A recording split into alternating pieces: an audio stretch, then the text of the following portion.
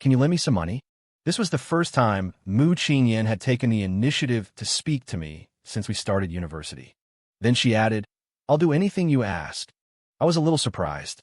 This campus belle, who had always been as cold as ice, usually wouldn't even make eye contact with people. Why would she suddenly approach me today, and to borrow money of all things? Everyone at school knew I was a rich second-generation kid. I didn't get into this prestigious university that others dreamed of because of my exam scores, but because my dad donated a building. For me, university life was pure enjoyment. I didn't have to bury my head in books like most people. My daily task was to go out and have fun, and in my spare time, I'd check out the beautiful girls and their legs on campus. What a wonderful youth. Mu Qingyan was my classmate and the recognized campus belle, but she didn't fit in with the lively atmosphere around her. She always had a cold demeanor, like a snow-capped mountain far from the hustle and bustle of the world. Many confident suitors have been rebuffed by her. I had also considered it, but seeing her unapproachable aura, I decided against it.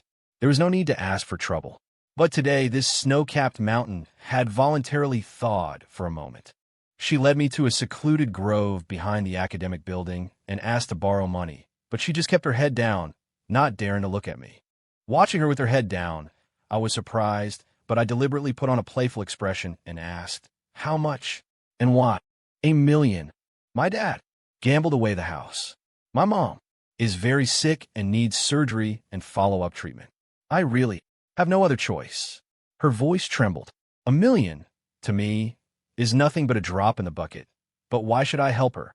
I looked at her fragile appearance, a complex emotion welling up inside me. Perhaps it was a desire for mischief, or perhaps I wanted to tear down that icy facade of hers. I smiled.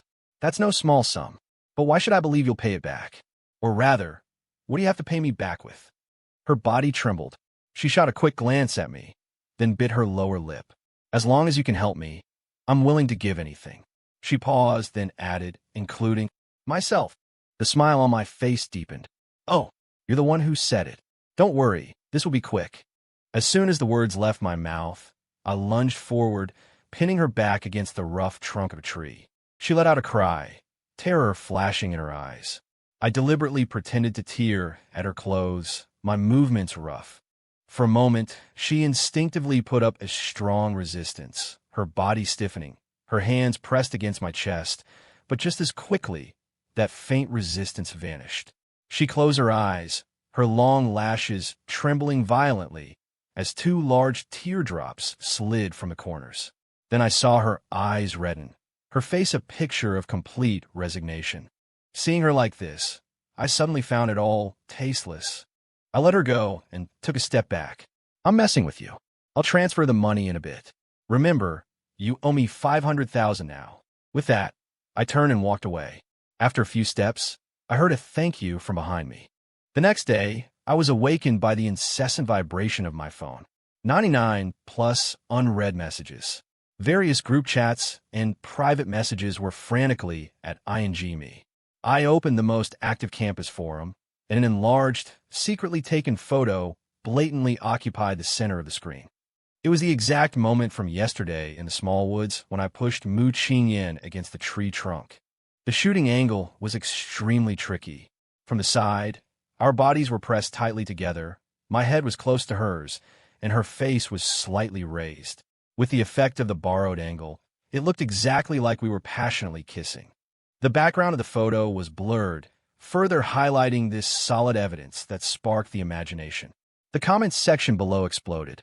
Holy shit, the Ice Queen campus belle was taken down just like that? I hate rich people. Yeah, I thought she was so aloof. Turns out she still bowed to capital in the end. I heard yesterday that Mu Qingyan took the initiative to find the rich second generation. So it was to throw herself at him. Usually she acts so high and mighty, but in the end, filthy language and ridicule of Mu Qingyan being a gold digger and pretending to be pure flooded the screen. Just then, a new message popped up. It was from Mu Qingyan, "What should I do?" followed by a helpless emoji. I rubbed my temples and replied to her, "Don't worry, I'll be right over." I met her in the most remote corner of the campus coffee shop. She was wearing a mask, revealing only a pair of eyes with red rims, obviously having cried. When she saw me, She subconsciously lowered her head.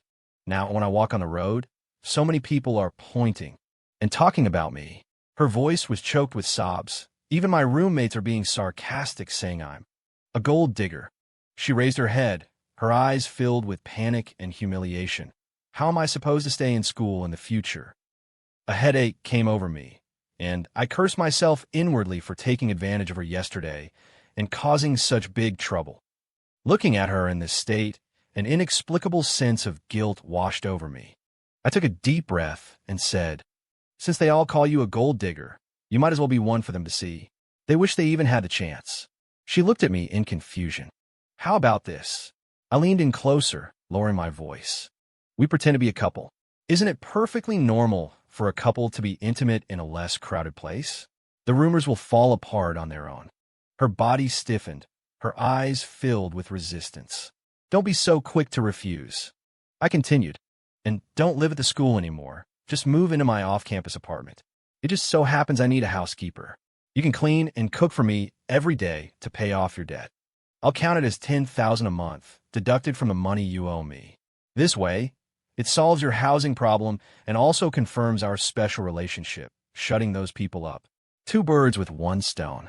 She fell silent, her head lowered for a long time before she said, "Okay." There was a big lecture in the afternoon. I timed it perfectly and, under everyone's watchful eyes, walked up to Mu Qingyan, who was waiting for me at the entrance of the academic building, and naturally took her hand. Her hand was cold and trembled slightly, but she didn't pull away. Under countless gazes of shock, contempt, or curiosity, I led her straight toward the classroom. The moment we stepped into the classroom, the originally noisy room fell silent in an instant. Everyone's expressions were incredibly rich: surprise, scorn, amusement. All kinds of gazes focused on us. I swept a cold glance around the room, glaring with a warning at a few of the people with the most exaggerated expressions, then nonchalantly pulled Mu Qingyan to a seat in the back row. I didn't let go of her hand the entire time. To be honest, although her hand was cold, it was slender and soft. It felt actually quite nice. The turmoil subsided quickly. On one hand, after Mu Qingyan and I loudly and officially announced our relationship, those rumors about her secretly throwing herself at me lost their footing. We were already blatantly holding hands on the way to class, so what kind of news was a little intimacy in the woods? On the other hand, I quickly found the guy who had secretly taken and posted the photos. He was a boy from the next class who had always had a thing for Mu Qingyan, but had been repeatedly given the cold shoulder. I found someone to have a friendly chat with him, and he soon took the initiative to clarify on the forum, admitting that the photo was a matter of angle, and deleted the post to apologize. As promised, Mu Qingyan also moved into my off-campus apartment, officially beginning her career as a nanny. The house was very large, and usually I was the only one living there, making it feel empty. Her arrival did indeed add a lot of life to the place.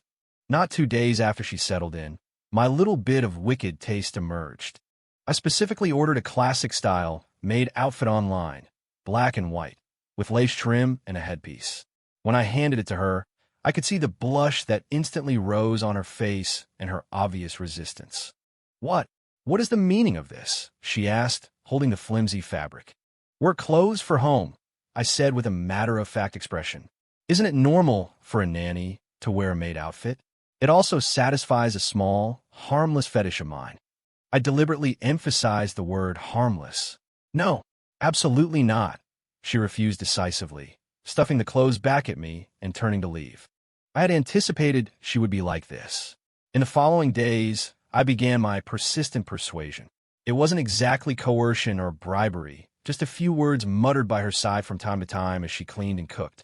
"Look, this house is so big. Cleaning in a t-shirt and jeans just ruins the atmosphere.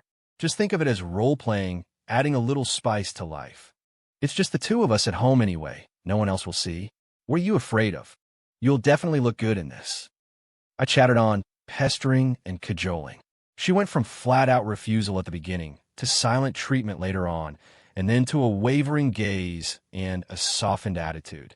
Finally, on a weekend morning, I got out of bed and walked into the living room to see her in the kitchen preparing breakfast with her back to me.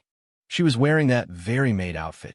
The black and white dress outlined her slender waist. The sash at the back was meticulously tied into a bow, and her legs beneath the hem of the skirt were straight and long.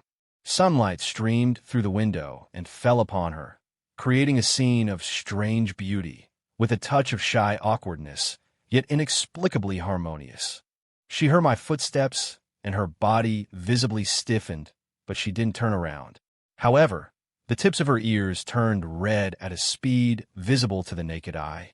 I smiled, said nothing more, and sat down at the dining table, content.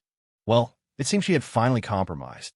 To make her feel better about it, and to make the work uniform worth its price, I revised our previous arrangement.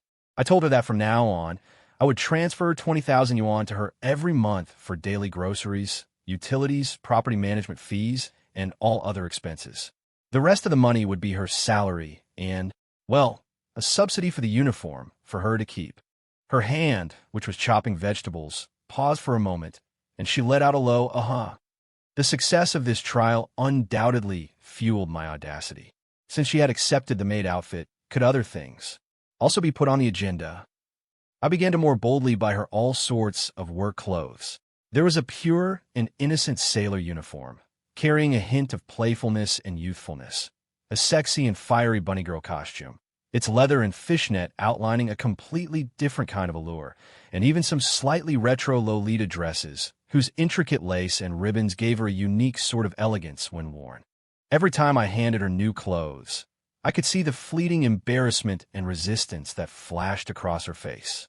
Regarding the sailor uniform, she might mumble softly, "This is too childish." Faced with the bunny girl costume, she would blush to the tips of her ears and toss it back to me, saying decisively, "I would rather die than wear this." But I was experienced by now and knew well the power of persistence. I no longer tried to persuade her with incessant talk. Instead, I changed my method. Sometimes I would silently place the clothes at her bedroom door, and other times I would simply look at her with an expectant gaze. The standoff would always last for a while. She would stuff the clothes into the deepest part of her wardrobe, pretending nothing had happened. But within a few days, at some unguarded moment, I would always find that she had changed into the new outfit. Perhaps she would be wearing the sailor uniform while cleaning the study, awkwardly standing on her tiptoes to wipe a bookshelf. Or perhaps on a weekend afternoon, wearing the bunny girl costume she had sworn she would never wear. She would bring me a plate of fruit, her neck flushed pink and her eyes darting away, completely unable to meet my gaze. I must admit, having a top-tier beauty wandering around the house every day in a variety of eye-pleasing outfits brought me immense visual satisfaction. At school, we were nearly inseparable. We attended classes together, went to the cafeteria together, and when I played basketball, she would be on the sidelines waiting with water and a towel. The initial awkwardness and restraint slowly faded away through our daily interactions. She no longer tensed up completely when I held her hand. Occasionally, when I was bragging and joking with others, she would even stand aside with a faint, helpless, yet indulgent smile. Although in front of others, she remained a woman of few words, maintaining that cool and distant air. A tacit understanding formed between us. At home, she was the nanny, who wore all sorts of peculiar outfits. Outside, she was the school belle girlfriend, who played the part of my partner. Ever since Mu Qingyan moved in, my days of all-night partying and hanging out at bars have dwindled without me even realizing it. The large, empty house now has a sense of life, a homey feel to it, and it seems to hold a strange, inexplicable pull on me. Every evening, I find myself more inclined to curl up on the sofa, watching her drift around in front of me in her various work uniforms, or watching some boring TV show together. But old habits die hard. That night, a buddy I hadn't seen in a long time came back from abroad and got a group together. Once the atmosphere got going, I couldn't hold back and ended up getting dead drunk. I don't even know how I got out of the bar in the end. I just remember collapsing on the roadside, putting my arm around a passing stray dog, and rambling on, calling it brother. In a haze, I think I managed to dial a number and slurred into the phone. "Hey, come get me. I can't find my way home." The next thing I knew, as I was regaining a bit of consciousness, I felt someone forcefully pull me up from the ground.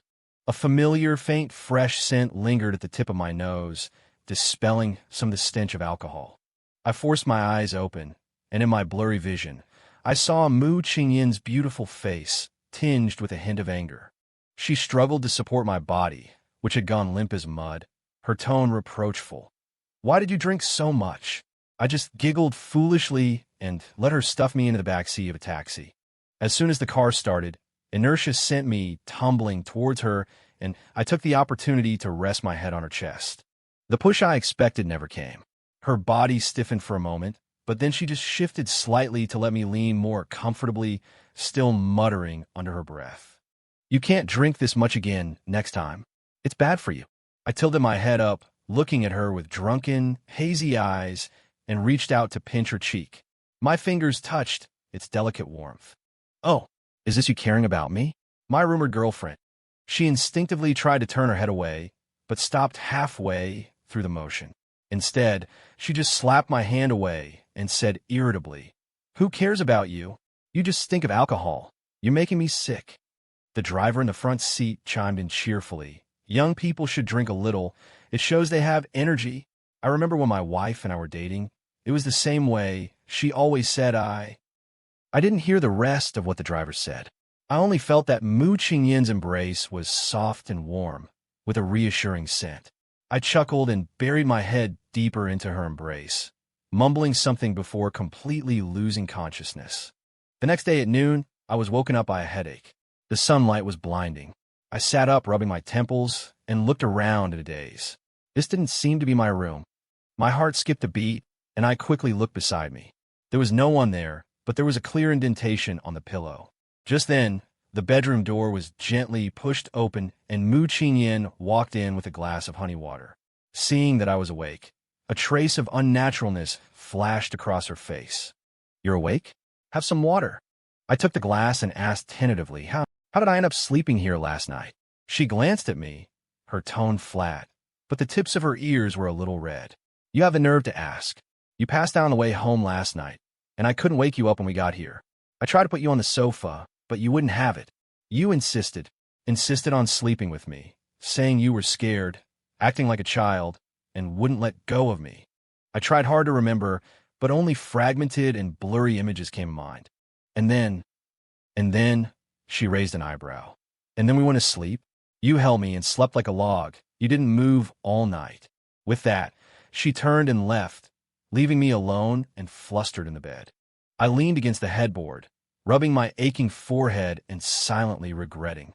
Such a good opportunity, a man and a woman sharing a bed, and I just slept soundly all night. Nothing happened? Drinking really messes things up. Something terrible has happened.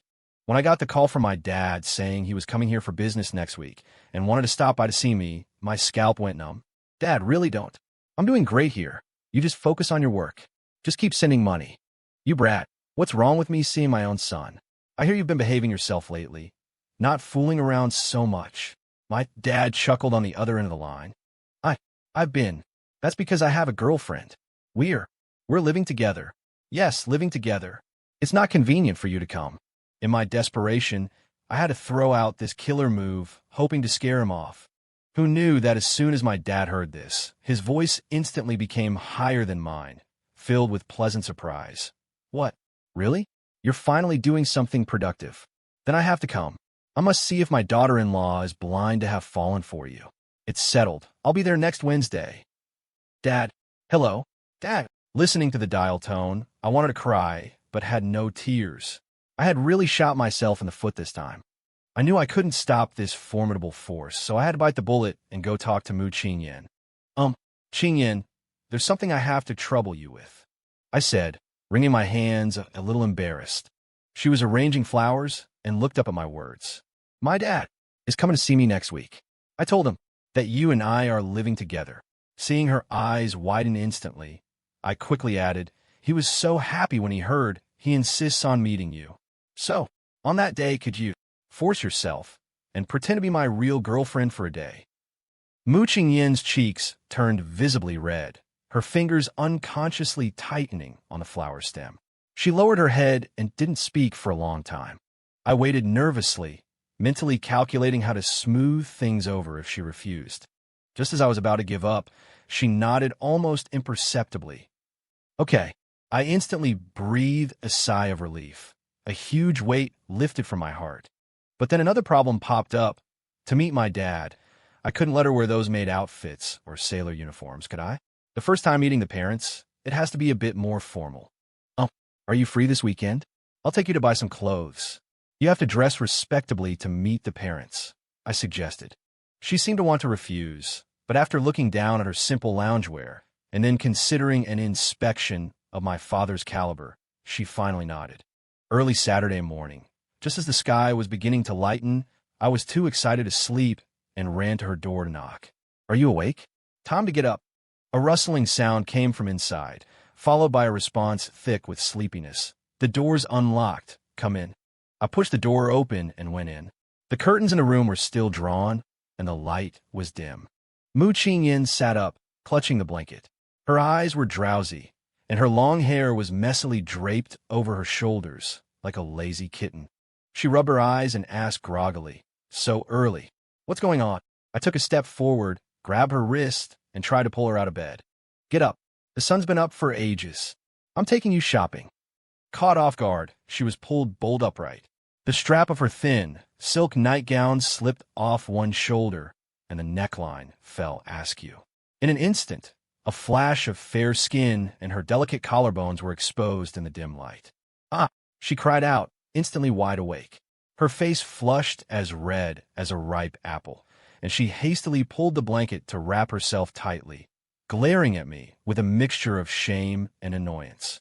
I was stunned for a moment, too. The image of that fleeting glimpse lingered in my mind. While enjoying the feast from my eyes, I quickly turned around and apologized profusely. Sorry. I didn't mean to. I was just trying to wake you up." While I was apologizing with my mouth, inwardly I was blooming with joy. Wrapped in her blanket, she glared at me indignantly, her cheeks crimson and her eyes filled with embarrassment. You get out first. I need to change." I chuckled, backing out of the room as I said, All right, I'll go out and wait for you. Hurry up. The daughter-in-law has to meet the in-laws eventually. Today I'll take you to get all dressed up."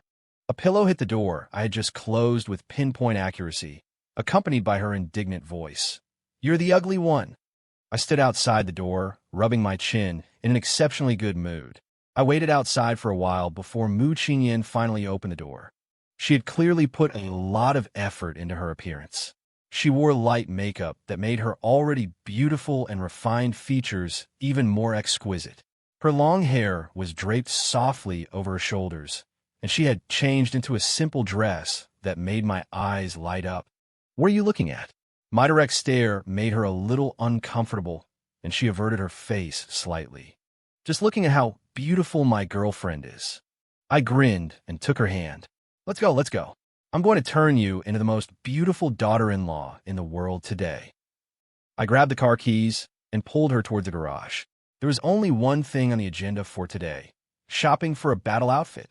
However, I soon paid the price for my naivety. I had assumed that shopping was a simple matter of picking an item and buying it, a quick and decisive affair.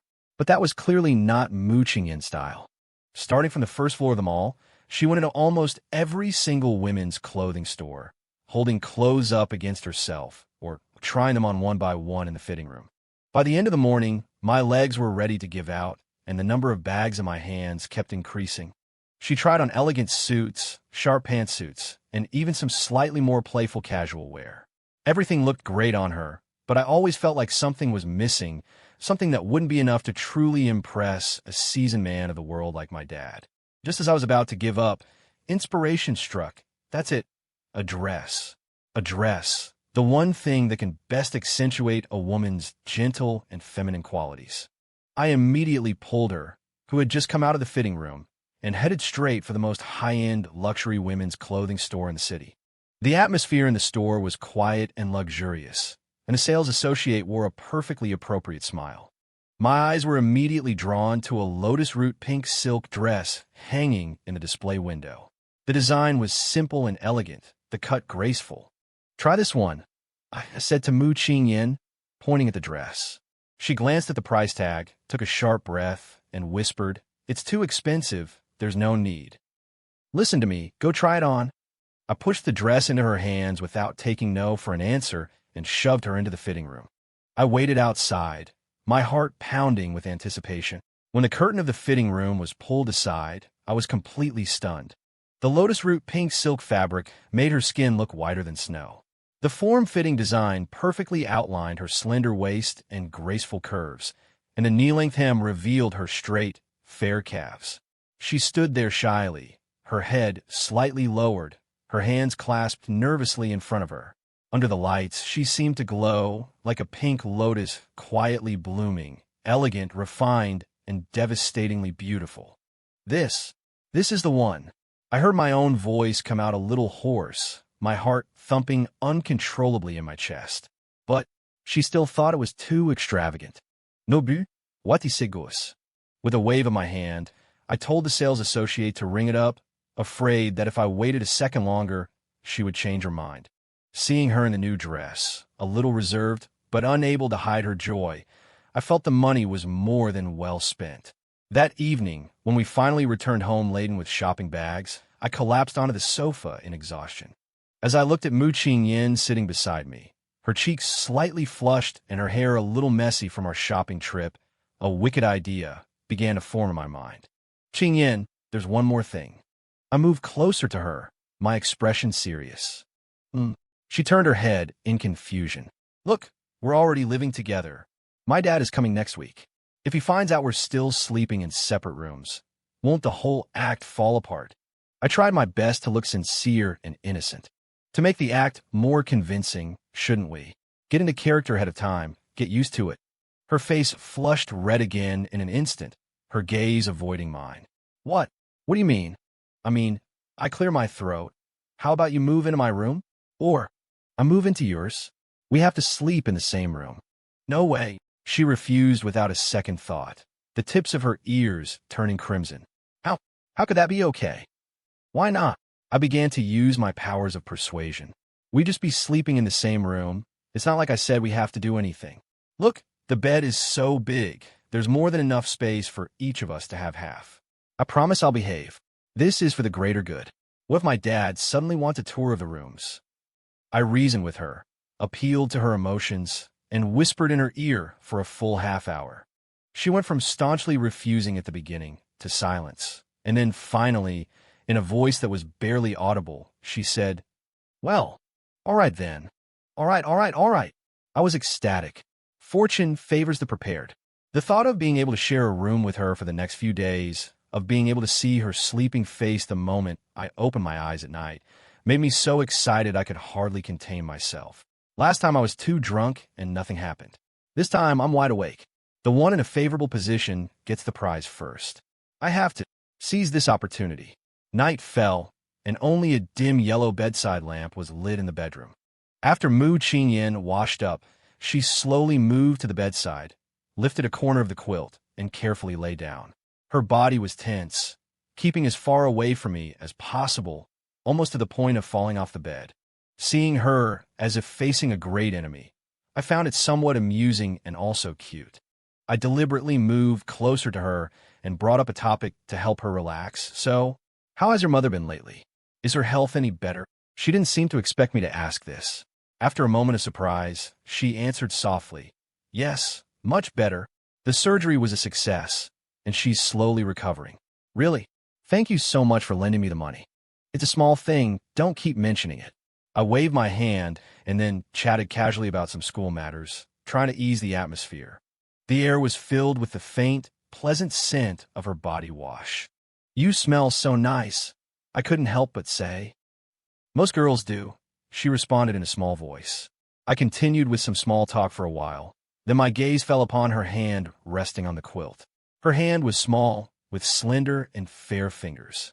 I casually reached out my hand and gently covered the back of hers. "Your hand is so small." "It's not." She subconsciously tried to pull back. But I took the opportunity to hold her hand, opening her palm to compare it with mine. Then, slowly and tentatively, I intertwined my fingers with hers, our hands clasped together.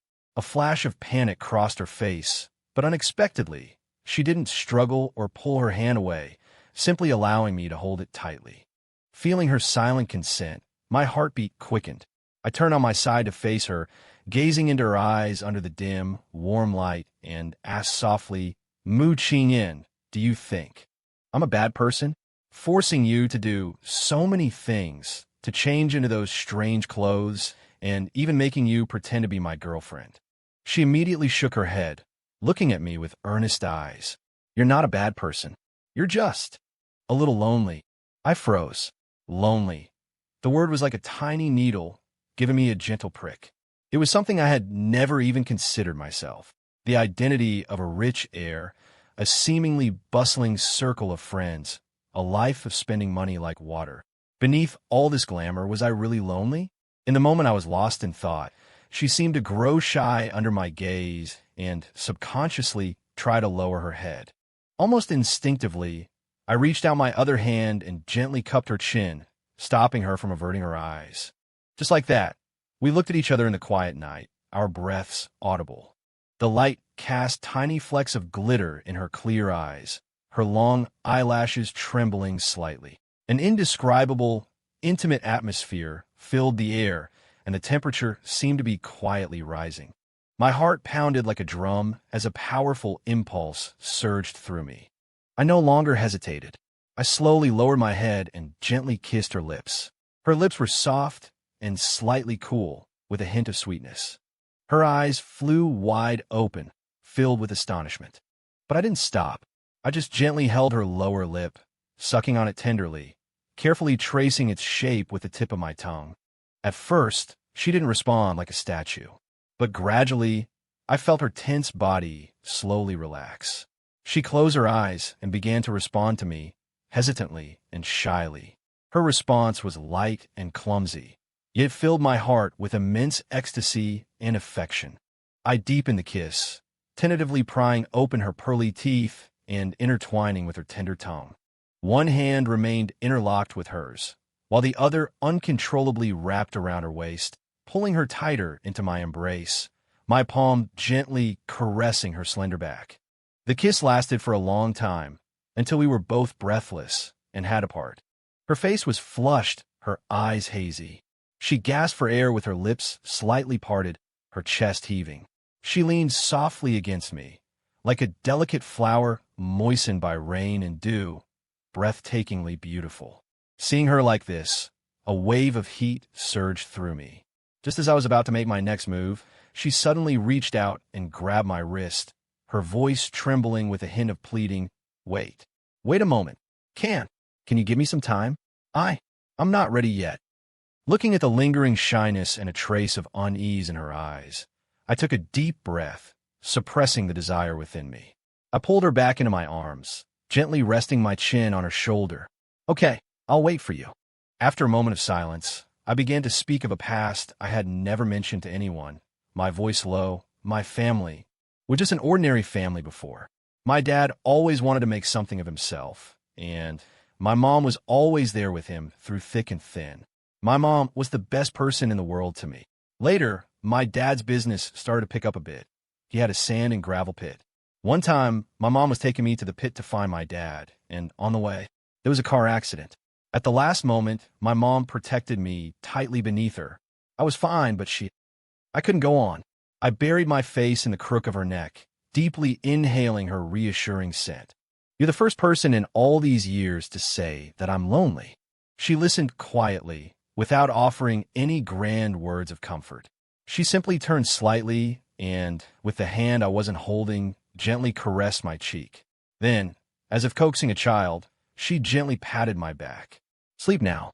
I'll lull you to sleep." I nuzzled against her, finding a comfortable position. I closed my eyes and answered in a low voice, "Okay." The following days were particularly tranquil and warm at night. Mu Qingyan seemed to have gradually grown accustomed to sharing a bed, no longer as stiff as she was initially. Every evening, I would naturally extend my arm for her to rest her head on, holding her close in my embrace. At first, she was still a bit shy, but later she would proactively find a comfortable position, curling up against my chest like a dependent kitten. Finally, the day arrived when my father came. After dressing up carefully, Mu Qingyan and I went to the airport together to pick him up. I specifically asked her to wear the lotus pink dress we had bought that day. With light makeup, she looked fresh and captivating, standing out strikingly in the crowd. As soon as my father emerged, his gaze went straight past me and landed on Mu Qingyan, his eyes immediately lighting up. He strode over, first giving me a hearty pat on the shoulder and laughing loudly. "Good job, son. You've got great taste. Finally did something decent." Then he turned to Mu Qingyan, his smile becoming warm and kind. "So this is Qingyan? Seeing you in person today, you're even more beautiful than in the photos. If this kid dares to bully you, just tell me anytime, and I'll set him straight." Mu Qingyan's cheeks flushed slightly. Though a bit nervous, she remained graceful and bowed slightly. "Hello, uncle. My name is Mu Qingyan. He treats me quite well." Good. If he doesn't treat you well, I won't let him off the hook." My father grinned from ear to ear, taking an exquisite velvet box from his carry-on bag and handing it to Mu Qingyan. "A little token for our first meeting. I hope you don't mind it." Mu Qingyan looked at me, somewhat flustered, and I nodded at her. Only then did she accept it, gently opening the box to reveal a simply designed, yet exquisite diamond necklace that sparkled under the light. "This is too precious, uncle. I can't accept it." She hurriedly declined. "Come on, take it. It's a greeting gift, and also a thank you for being willing to put up with our little troublemaker here." Without waiting for further protest, my father firmly pressed the box in her hand, his tone leaving no room for refusal. Dinner was arranged at a high-end restaurant. During the meal, my dad was incredibly considerate towards Mu Qingyan, asking about her studies and her family. The atmosphere was harmonious. The way my dad looked at her was with the complete satisfaction and fondness of someone sizing up a future daughter-in-law. After dinner, I took my dad to his hotel. As we were saying goodbye, my dad pulled me aside, lowered his voice, and spoke with a rare seriousness. "Son, I can tell Qingyan is a good kid. She's sensible and steady, not like those girls who are just after our family's money. You have to treat her well, settle down, and don't let her down, you hear?" I nodded solemnly. "Dad, I know." Leaving the hotel, the night breeze was slightly cool, yet very comfortable. Mu Qingyan and I walked home slowly, hand in hand. The streetlights stretched our shadows long. She held my arm tightly, her body half leaning against me, a relaxed and serene smile on her face. As we passed a quiet street-side park, I looked at her delicate profile under the moonlight, and my heart stirred. I pulled her to a bench, and we sat down. "What's wrong?" she asked, looking at me with confusion. I didn't answer, but simply reached out, held her face in my hands, and under the bright moonlight and hazy streetlights, I kissed her deeply. This kiss was different from the tentative and innocent ones before. It was full of confirmation and intense emotion. She was slightly startled at first, then closed her eyes and responded to me gently and firmly, her arms wrapping around my neck.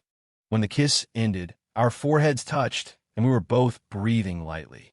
I stared into her eyes, my heart pounding, and asked solemnly, "Qingyan, will you be my girlfriend? My real girlfriend?" She looked at me, her eyes twinkling with a smile, her cheeks flushed. She leaned softly into my embrace, her voice soft and a little coy. "Silly. Haven't I been your girlfriend all along?" An immense joy instantly overwhelmed me. I let out an excited roar, scooped her up in my arms, and spun around several times on the spot.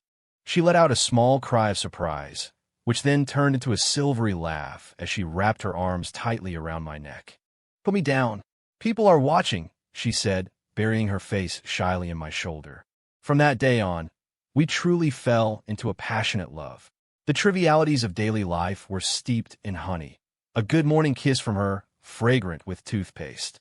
I often liked to sleep in, and she would helplessly come to wake me, only to be pulled back into bed by me to be affectionate for a few more minutes. We still sat in the last row during class, but it was no longer an act. I would hold her hand tightly under the desk, occasionally leaning in to whisper something in her ear, watching the tips of her ears turn red, where she would gently poke me with a pen. She paid serious attention in class, and I would secretly sketch her profile. After being discovered by her, she would shoot me a feigned, angry glance, yet the corners of her mouth held smile. When we watched movies together at night, She would lean against my chest, her eyes turning red at touching moments. I would laugh at her and then hold her even tighter. Sometimes I would pester her to wear those work uniforms. Although she would still be shy, it was more of a sweet helplessness, and occasionally she would even proactively ask which set I wanted to see. Shopping was no longer a painful task, but a pleasure. I would patiently wait for her to try on clothes and give sincere advice. When I saw something she liked, without her having to say it, I would secretly buy it to surprise her. We were like all ordinary and sweet couples, filling each other's worlds with drops of love in every mundane day. The holiday arrived, and I accompanied Mu Qingyan to visit her mother. In the hospital ward, her mother looked much better than I had imagined, and a smile appeared on her face when she saw us. Before Mu Qingyan could introduce me, I stepped forward and naturally called out, "Mom, we're here to see you." Her mother was taken aback, clearly startled by my address. I chatted with her for a long time, asking after her health and well-being, and arranged for her transfer to a private sanatorium with better facilities. Seeing her mother receiving the best care in a completely new environment, Mu Qingyan's eyes were red the entire time. Leaving the sanatorium, walking under the setting sun, she whispered beside me, "Thank you for doing so much for me." I stopped, turned, and gently flicked her forehead, feigning displeasure. "Silly, you're still saying thank you to me? Your mom is my mom. Isn't this what I'm supposed to do?" She touched her forehead, looking at me with sparkling eyes, and finally broke into a smile through her tears, nodding vigorously. Afterward, I fulfilled my promise and took her on a trip to Dali. The days there were as slow as a poem. We walked hand in hand on the stone-paved streets of the old town, watching the old masters in the silversmith shops clinking and clanking. She picked out a simple pair of earrings, and I rushed to pay, calling it a token of our love. We rode a tandem bicycle by Uri Lake. She sat in front, her long hair blowing in the wind, brushing against my cheek with the scent of sunshine and flowers. We rode along the lakeside road, our laughter spilling all the way. We stayed in an inn where you could see the snow-capped peak of Songshan Mountain just by opening the window. We woke to the chirping of birds in the morning and watched the stars from the balcony in each other's arms at night. We could talk about anything or say nothing at all, just being there quietly. I took her to try all sorts of local snacks, roasted milk fans, Ursi noodles, flour cakes. She curiously tasted a little of everything, and when she ate something delicious, her eyes would squint like a contented kitten. It was in Dali, on that night, when we could see the starry sky by opening the window, that she completely gave herself to me. The process was gentler than I had imagined. There was no force, no impatience, only an abundance of love and adoration. When she blossomed beneath me with shyness and trust, my heart filled with an indescribable sense of being moved and a feeling of responsibility. With the utmost patience and gentleness, I guided her, sensing her inexperience, her nervousness, and finally, the relaxation and attachment after she had given herself to me completely. That night, we held each other tightly, as if we had merged into one. The sound of the wind from Uri Lake outside the window became the most moving accompaniment. On the last day of our trip, I took her up Songshan Mountain. Standing at the peak, we looked down at the mirror-like Uri Lake below, the distant snow-capped mountains glistening in the sunlight. I wrapped my arms around her from behind, resting my chin gently on the crown of her head. "Qingyan," I said, gazing at the magnificent scenery before us, my voice firm yet tender. "You see, the snow at Songshan and the moon of Uri. The snow reflects the moon, and the moon watches over the snow. We will be like them, forever gazing upon and relying on one another." She turned, looking up at me, her eyes shimmering with tears of happiness and emotion. She nodded vigorously, stood on her tiptoes, and initiated a kiss on my lips. In that moment, the mountain breeze swept by, carrying the crispness of the snowy peaks and the moist air of Uri Lake. In my arms was the most precious treasure of my life. We held each other tightly, as if we possessed the entire world. My status as a rich heir, the loneliness of my past, it all vanished into thin air in the clarity of her love. I knew I had found where I belonged, a happiness more precious than any fortune. In that moment, She and I were the most fortunate beings between Sangshan and Arai.